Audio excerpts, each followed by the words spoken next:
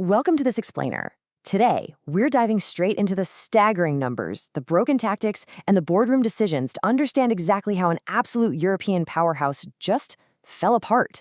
We're going to look at the hard data and the behind-the-scenes dynamics that have completely reshaped one of the biggest clubs in the world of the last couple of seasons. It's the question literally everyone in the football world is asking right now. How in the world did the team that lifted their 15th Champions League trophy at Wembley in June 2024 experience such a rapid, unthinkable freefall by 2026? It honestly defies logic that a team at the absolute peak of the sport could unravel so quickly. I mean, just look at this stark contrast. Back in 2024, they were La Liga and Champions League winners, operating in total ultimate harmony. Fast forward to 2026, we are looking at back-to-back trophyless seasons, a fan base that is heavily divided, and a series of genuinely humiliating defeats. To figure out why this happened, we have to look way beyond the surface-level drama. Here's our roadmap for this explainer. We'll be covering 1.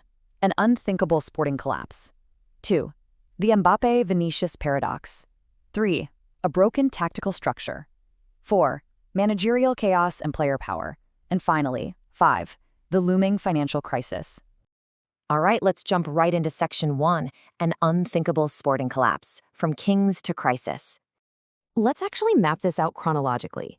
Notice how the ultimate high of June 2024, winning the Champions League, was immediately followed by the blockbuster signing of Kylian Mbappe in July.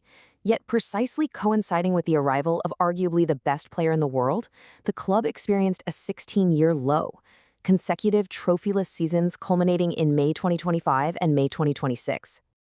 And to really put a sharp point on the pain for the fans, 16.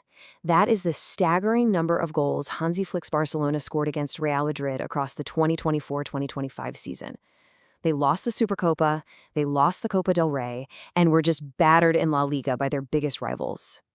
Moving on to Section 2, the Mbappe-Vinicius paradox, a tactical collision. This perfectly illustrates the paradox on the pitch. You've got two of the most dangerous attackers on the planet, yet they are involved together in just 6% of the team's goals. On average, they exchange a mere 7 passes per game. Despite their immense individual talent, these two superstars essentially play parallel games. They both naturally gravitate toward that left wing, and as a result, they kind of cancel each other out rather than compounding their threat. The data here is just wild. Out of over 1,300 progressive passes and carries by the Vinicius over the season, a measly 15% went to Mbappe. Reports across the board point out that they both want to receive the ball to create the play for themselves. This results in a profound lack of chemistry that leaves the whole attack looking forced and disjointed. Which brings us to Section 3, a broken tactical structure, the engine room void. Let's compare the tactical DNA. In 2024, the system thrived on collective pressing and extremely fast transitions, all dictated by the metronomic control of Toni Kroos. But in 2026, Kroos has retired. And instead of replacing his crucial rhythm and defensive cover, the club spent heavily on a tactically redundant forward. The result is a system with absolutely no recognized center-forward pinning defenders, completely broken pressing lines, and no holding midfielder to manage the space. To really understand the cascading effect of this, Thierry Henry hit the nail on the head with this brutal analysis. Bellingham is making the runs into the box that a number 9 is supposed to make, while the actual number 9 stands somewhere between the left channel and the edge of the opposition half. Jude Bellingham was a goal-scoring revelation his debut season, right? But now he's been forced to completely sacrifice his own game. He's dropping deep to compensate, covering wide to fill gaps, and desperately patching the structural holes created by Mbappe's positioning out on the left. So what happens when your attackers don't press or hold their lines? You defend from a position of constant emergency. The stats are honestly alarming. Pressing efficiency plummeted to 25%. Ball recoveries dropped to 40.6 per game. And in the Champions League against teams like Arsenal, they were outrun by a staggering 14 kilometers. Defensively, this chaos led to them conceding goals in 10 straight games in 2026. Okay, Section 4, managerial chaos and player power. Who is really in charge? Just look at this timeline.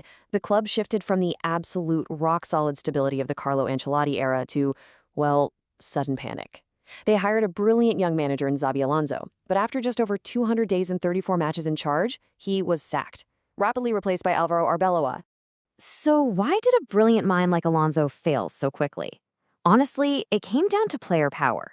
Alonso tried to instill discipline and structure. He even substituted Vinicius in high-profile matches to enforce his system. In response, the players pushed back, hard. Mbappe publicly refused a unity gesture from the manager after a defeat, and key players like Valverde resisted positional shifts. Ultimately, when push came to shove, the board sided with the players over the manager, sending a very clear message: the superstars are untouchable.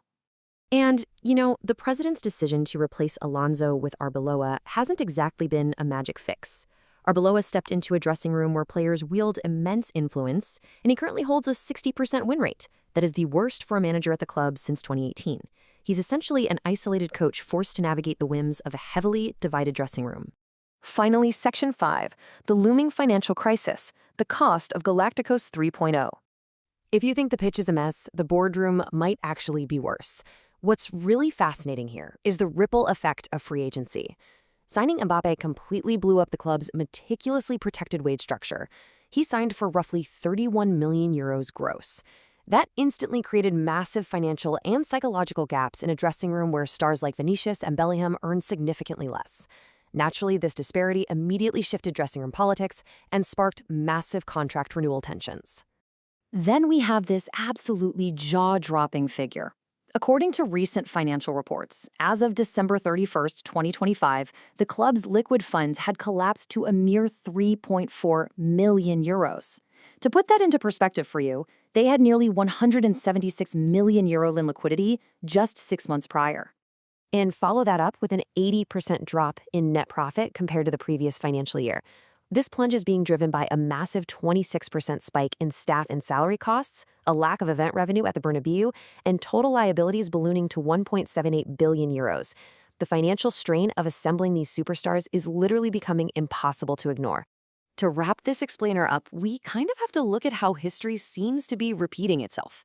In the early 2000s, the club famously let their defensive anchor, Claude Makélélé, leave to make room for attacking superstar David Beckham, a move that led to years of imbalance. Today, in the 2020s, they let their orchestrator Toni Kroos retire and poured their resources into Kylian Mbappe, once again prioritizing attacking superstars over midfield balance and defensive security. It instantly brings to mind that legendary quote from Zinedine Zidane about the Makélélé mistake. Why put another layer of gold paint on the Bentley when you are losing the entire engine? It perfectly, brilliantly summarizes why the current project is misfiring so badly. The club bought the shiniest hood ornament available, but completely neglected the engine required to make the car actually run. Which leaves us with this final provocative thought to consider. As the club sits on diminished funds, a fiercely divided dressing room, and a completely broken tactical system, has the obsession with superstar signings permanently broken the very institution they were meant to elevate?